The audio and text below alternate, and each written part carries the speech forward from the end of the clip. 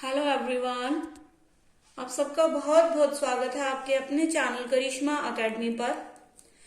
कल हमने ये टॉपिक किया था, अप्रोचेस की थी और अप्रोचेस हमने पूरी कर ली थी। बाकी है ना शेड्यूल से कुछ मतलब हमने छोड़े थे, 2-3 कंक्लूजन है वो करने हैं आज हमने। ठीक है, वहीं से स्टार्ट कर रहे हैं वीडियो। देखो यहां से हम कर रहे थे कि एडी आप ऐसे बनाओगे। पहली सिचुएशन बनेगी what happens if AD is greater then AS। ठीक है, देखो इस शेड्यूल में हमने कल देखा था। देखो यहाँ पे क्या है, AD ज्यादा है AS से। देखो ये 0 है AS, यहाँ 50 है, यहाँ 100 है, यहाँ 120 है और यहाँ 200 है, 210। इट मीन्स AD क्या है, ज्यादा है। तो ये सिचुएशन हो गई AD ग्रेटर देन AS। ठीक है, यानी इसको हम एक्सेस डिमांड भी बोल सकते हैं, एक्सेस डिमांड। ठीक है, उसके बाद यहाँ पे दो सारे यहाँ पे इक्वल है, AS इक्वल टू AD है। ठीक है, उसके बाद इस सिचुएशन में क्या है, यहाँ पे सप्लाई ज्यादा है, यानी एग्रीगेट सप्लाई ज्यादा है, डिमांड कम है। ठीक है, तो AS क्या है, ग्रेटर देन AD है। अब पहले सिचुएशन के according if what happens if AD is greater then AS, यानी यहाँ पे एग्रीगेट डिमांड क्या है, AS यानी एग्रीगेट सप्लाई से ज्यादा है। इट मीन्स आप कह सकते हो एग्रीगेट डिमांड, या आप ऐसे भी कह सकते हो एग्रीगेट। देखो यहां से पता चल रहा है एग्रीगेट डिमांड ज्यादा है एग्रीगेट सप्लाई से। तो इट मीन्स आप ऐसे कह सकते हो flow of goods and services, flow of goods and services in an economy is less. ठीक है, यानी आप ऐसे कह सकते हो कि सप्लाई क्या है, कम है, यानी flow of goods and service, यानी इकोनॉमी के अंदर प्रोडक्शन जो है वो कम हो रहा है और डिमांड क्या है, यानी लोग डिमांड ज्यादा कर रहे हैं। अब डिमांड ज्यादा कर रहे हैं तो मान लो आप एक प्रोड्यूसर हो। ठीक है, आपकी मतलब आपके पास सप्लाई ज्यादा है और सप्लाई कम है और डिमांड ज्यादा है, तो आप क्या करोगे, क्या करेंगे हम? जाहिर सी बात है, मान लो मैं प्रोड्यूसर हूं तो मैं क्या करूंगी, सप्लाई को क्या कर दूंगी, बढ़ा दूंगी, है ना। सप्लाई को क्या करूंगी, बढ़ाऊंगी। ठीक है, तभी मैं इस डिमांड को, फुलफिल डिमांड को पूरा कर पाऊंगी। सपोज करो अगर हमारे पास वो नहीं है, सप्लाई बढ़ा नहीं सकती हूँ, तो मैं क्या करूंगी, जो भी एक्स्ट्रा डिमांड आ रही है उसके इक्वल क्या है, लॉस को सफर करूंगी। ठीक है, मतलब आप फर्स्ट स्टेप में तो पहले ये कहोगे कि AD क्या है, ग्रेटर देन AS है। अब आप ऐसे कह सकते हो flow of goods and services in economy is less, यानी वो क्या है, कम है। उसके बाद क्या करेगा प्रोड्यूसर, क्या करेगा इसके अंदर, प्रोड्यूसर क्या करेगा, प्रोड्यूस करेगा ज्यादा goods, need to produce more goods and services. ठीक है, तो मतलब क्या करेगा प्रोड्यूसर, क्या करेगा इस सिचुएशन से निकलने के लिए क्या करेगा, और गुड्स और सर्विसेज का प्रोडक्शन करेगा। ठीक है, उसके बाद देखो अगर मान लो सारा स्टॉक सेल हो जाए। ठीक है, हमारे पास जितनी भी सप्लाई थी वो सारा हमने जितनी सप्लाई हो रही थी वो सारी हमने सेल कर दी, तो हमारे जो अनफुलफिल्ड, आप ऐसे कह सकते हो जो अनफुलफिल्ड डिमांड है, यानी जो बाद में आ रही है, और उसका क्या होगा, उसके इक्वल लॉस उठाना पड़ेगा। ठीक है, प्रोड्यूसर को उसके इक्वल क्या करना पड़ेगा, लॉस उठाना पड़ेगा। ठीक है, अब दूसरी सिचुएशन इसके उल्ट होगी। अगर हमारे पास क्या है, व्हाट हैपन्स इफ, अब क्या होगा, AS is greater then AD है, यानी ये चीज सिचुएशन आ गई अब। ठीक है, AS क्या है, ज्यादा है, यानी सप्लाई ज्यादा है, यानी गुड्स और सर्विसेज का फ्लो ज्यादा है और डिमांड क्या हो रही है, कम हो रही है। तो अब क्या करेंगे, एक प्रोड्यूसर क्या करेगा, अगर उसके पास प्रोडक्शन ज्यादा हो रहा है और डिमांड कम आ रही है तो क्या करेगा, वो प्रोडक्शन को कम कर देगा। ठीक है, इस सिचुएशन को वो क्या करेगा, तब तक कम करता रहेगा प्रोडक्शन को जब तक कि AS is equal to AD ना हो जाए। ठीक है, और यहाँ पे वो क्या करेगा, प्रोडक्शन को बढ़ाता रहेगा जब तक AS या AD is equal to AS ना हो जाए। ठीक है, ये है मतलब इसके अकॉर्डिंग क्या करेगा, AS ज्यादा है तो प्रोड्यूसर क्या करेगा, कट द प्रोडक्शन। ठीक है, क्या करेगा, कट द प्रोडक्शन, यानी प्रोडक्शन को कम करेगा। ठीक है, ये थी दो सिचुएशन। ठीक है, ये तो थी इसके अकॉर्डिंग। अब दूसरी सिचुएशन देखो, अगर ऐसा ही अप्रोच के अकॉर्डिंग करता है, इसमें भी दो सिचुएशन हो सकती है। अगर S is equal to I नहीं है तो क्या होगा, S ग्रेटर देन I होगा या S लेस देन I होगा, ये होगा ना। ठीक है। अब इसमें देखो, अब देखो what happens, supply is greater than I, sorry supply नहीं है, सेविंग है, sorry sorry, saving is greater than investment है। ठीक है, सेविंग और इन्वेस्टमेंट ये दोनों क्या प्लान है। ठीक है, ध्यान रखना प्लान है, एक्चुअल नहीं है। ठीक, it implies when plan saving is greater than the plan investment is to the circular flow of income, accordingly overall expenditure in the economy would remain lower than what is required to buy the planned output। इनमें देखो investment कम है, saving ज्यादा, यानी लोग क्या कर रहे हैं, खर्चा नहीं कर रहे। आप ऐसे कह लो, इन्वेस्टमेंट का मतलब क्या है, खर्चा करना, या तो गवर्नमेंट खर्चा, सॉरी फर्म करेंगे या गवर्नमेंट करेंगे। ठीक है, या ठीक है, तो वो क्या कर रहे हैं, यानी खर्चा क्या है, कम है, लोग क्या कर रहे हैं, मतलब बचत कर रहे हैं ज्यादा। आप ऐसे कह रहे हो, मतलब इसमें क्या कह रहा है, ओवरऑल एक्सपेंडिचर यानी इन्वेस्टमेंट क्या है, would remain lower, lower यानी कम रहेगा, what is required to buy the planned output, some output would remain unsold and producers will have undesired stock। ठीक है, देखो जब डिमांड कम हो रही है, मतलब लोग खर्चा नहीं कर रहे, डिमांड कम हो रही है, तो जो प्रोड्यूसर है उसके पास क्या रहेगा, अनडिजायर्ड स्टॉक रहेगा, यानी स्टॉक बचा रहेगा। To clear their stocks the producer would now plan lesser output, यानी जो प्रोड्यूसर है, सेम वही बात है, प्रोड्यूसर क्या करेगा, प्रोडक्शन को कम करेगा, लेसर आउटपुट करेगा। The process would remain continue till S is equal to I, यानी तब तक ये प्रोसेस चलती रहेगी जब तक कि एस इज इक्वल टू आई नहीं हो जाता। ठीक है, यानी इन्वेस्टमेंट क्या है, खर्चा है, एस क्या है, सेविंग है। खर्चा क्या है, कम है, यानी लोग क्या है, डिमांड कम कर रहे हैं। ठीक है, खर्चा करना यानी डिमांड करना, कम कर रहे हैं, तो क्या करेंगे, जो प्रोड्यूसर है उसके पास अनडिजायर्ड स्टॉक पड़ा रहेगा, और इसको इस स्टॉक को क्लियर करने के लिए वो क्या करेगा, आउटपुट को कम करता रहेगा। आउटपुट कम करेगा तब तक करता रहेगा जब तक कि एस इज इक्वल टू आई नहीं हो जाते। ठीक है, अब इसमें देखो what happens is saving is less then investment, in mean investment क्या है, ज्यादा है। अब इसमें क्या है, लोग खर्चा ज्यादा कर रहे हैं। ठीक है, लोग खर्चा ज्यादा कर रहे हैं और बचत नहीं कर रहे।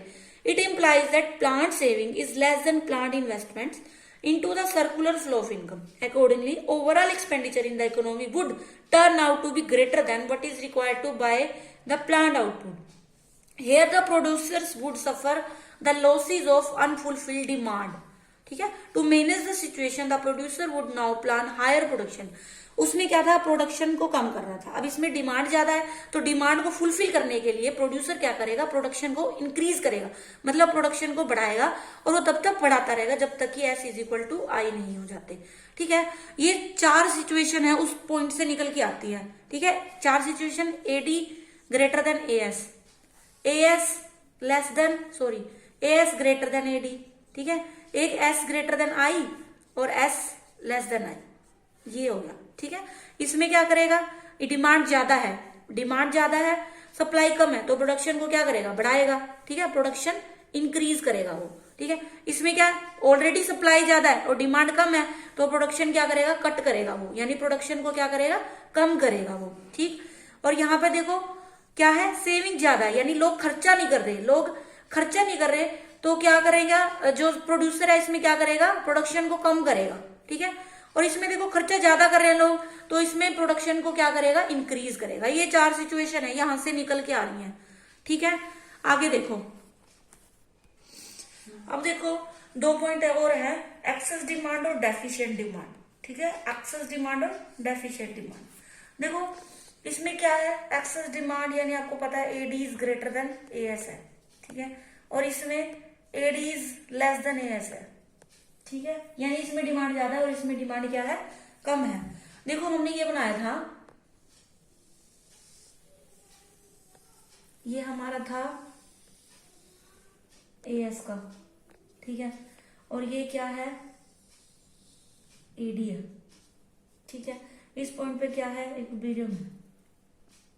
ठीक है, ये ओ एक्स एक्सिस है, ये ओ वाई है, यहाँ पे इनकम शो हो रही है और यहाँ पे एडी और एएस। ठीक है, अब देखो क्या है इस सिचुएशन में, सॉरी ये एडी नहीं है, ये डी नहीं है, एडी है। ठीक है, अब देखो एक्सेस डिमांड है, पहली सिचुएशन है एक्सेस डिमांड। ठीक है, एक्सेस डिमांड है यानी एडी क्या है, ऊपर शिफ्ट हो जाएगा। ये एडी है हमारा, ये है एडी, तो ये हमारा ऊपर शिफ्ट हो जाएगा ऐसे।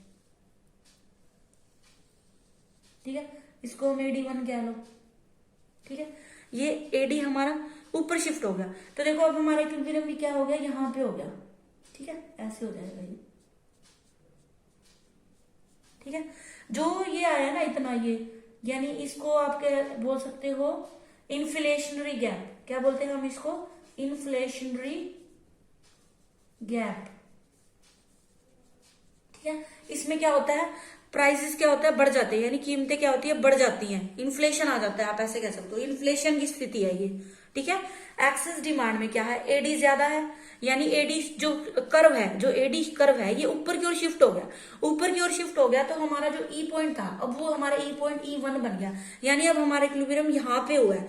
और जो इन दोनों का डिफरेंस है, ये जो डिफरेंस है इसको हम क्या बोलेंगे, इन्फ्लेशनरी गैप बोलते हैं। वो ना डिफरेंस पूछ लेते हैं, वो इसका मीनिंग भी पूछ सकते हैं, इन्फ्लेशनरी गैप क्या होता है। ठीक है, तो ये हमारी एक्सेस डिमांड की वो है। तो इस पॉइंट पे क्या है, अब देखो डिमांड एक्स्ट्रा है, तो डिमांड को एक्स्ट्रा करने के लिए क्या होगा, और एम्प्लॉयमेंट दिया जाएगा। एम्प्लॉयमेंट क्या होगा, इंक्रीज होगा इसके अंदर। ठीक है, ओवर एम्प्लॉयमेंट भी कह सकते हो आप इसको, ओवर एम्प्लॉयमेंट की सिचुएशन कह सकते हो आप इसको।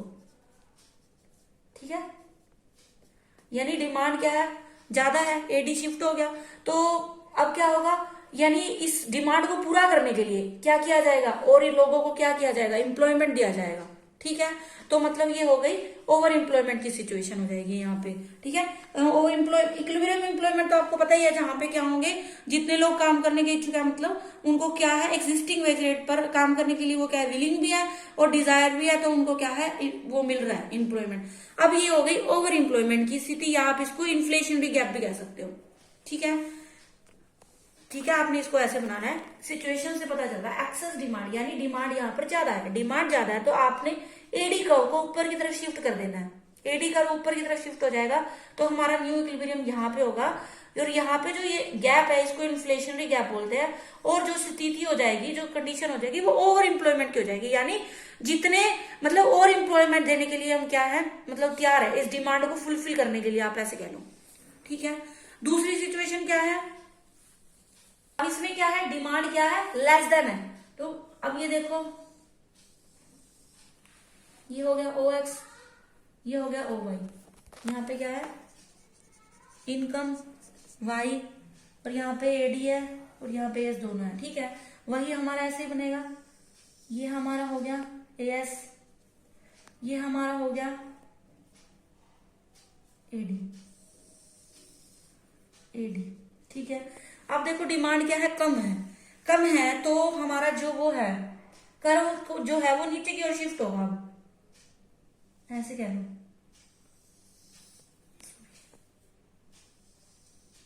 देखो पहले हमारा इक्विलिब्रियम यहां पे था, ठीक है, अब हमारा ये AD1 है, नीचे की तरफ शिफ्ट हुआ है ना, तो अब हमारा इक्विलिब्रियम यहां पे हो गया। ठीक है, यहां पे। ठीक है, जो ये डिफरेंस है, ये जो डिफरेंस है ऐसे कह लो आप, ये क्या है हमारा, जो ये डिफरेंस है इसको क्या बोलेंगे हम, डिफ्लेशनरी गैप बोलेंगे। क्या बोलेंगे, डिफ्लेशनरी गैप। ठीक है, यहां पे आप ऐसे कह सकते हो अंडर एम्प्लॉयमेंट है, यानी यहां पे होना चाहिए था हमारा इक्विलिब्रियम एम्प्लॉयमेंट, तो यहां होगा। ठीक है, लेकिन हमारा एडी नीचे की तरफ शिफ्ट हो गया, तो ये डिफ्लेशनरी गैप आ गया। यहाँ पर क्या होगी, डिमांड क्या है, कम है, तो रोजगार भी क्या है, लोगों को कम मिलेगा, एम्प्लॉयमेंट की स्थिति भी क्या है, कम होगी। ठीक है, तो ठीक है, ये था हमारी दोनों सिचुएशन, एक्सेस डिमांड और डेफिशिएंट डिमांड की सिचुएशन दी है। ठीक है, ठीक है, आगे देखो, इसका एक बार और देख लेते हैं, एक्सेस डिमांड और डेफिशिएंट डिमांड। ठीक है, एक्सेस डिमांड में देखो क्या होगा, इसको हम इन्फ्लेशनरी गैप भी बोलते हैं, और इसको क्या बोलेंगे, डिफ्लेशनरी गैप बोलेंगे। ठीक है, इन्फ्लेशनरी डिफ्लेशनरी, इसमें क्या होगा, ओवर एम्प्लॉयमेंट होगा। ठीक है, क्यों, क्योंकि डिमांड ज्यादा है और इस डिमांड को फुलफिल करने के लिए एम्प्लॉयमेंट और दिया जाएगा। इसमें क्या है, डिफ्लेशनरी गैप है, इसमें क्या होगा, इन्फ्लेशन होगा, यानी कीमतें बढ़ जाएंगी। ठीक है, इसमें क्या है, डिफ्लेशनरी गैप है, आप इसको ऐसे रिप्रेजेंट भी कर सकते हो, OX axis shows the income and OY axis shows the AD and AS. In equilibrium point AD it is equal to AS, यानी इस पॉइंट पर क्या है, AD is equal to AS है। ठीक है, इक्विलिब्रियम पॉइंट है, यानी इक्विलिब्रियम लेवल ऑफ आउटपुट है और एम्प्लॉयमेंट है। ठीक है, but now situation is AD less than AS, AD less than AS, so AD curve will shift the downside. ठीक है, यानी ये डाउन साइड शिफ्ट हो गया, तो अब हमारा न्यू इक्विलिब्रियम पॉइंट बन गया E1। ठीक है, this difference is called deflationary gap. ठीक, इसमें क्या होगा, अंडर एम्प्लॉयमेंट की सिचुएशन रहेगी। ठीक है, ये था हमारा आज का टॉपिक। कल मिलते हैं एक नई वीडियो के साथ। ठीक है, और आप मेरी वीडियो को पूरा देखें, लाइक करें, शेयर करें, और जिन्होंने अभी तक मेरे चैनल को सब्सक्राइब नहीं किया वो सब्सक्राइब कर लें और बेल आइकन को भी प्रेस कर लें, ताकि मेरी आने वाली नई नई वीडियोस का आपको पता चलता रहे। तब तक के लिए टाटा बाय बाय, शब्बा खैर, थैंक्स फॉर वॉचिंग मी।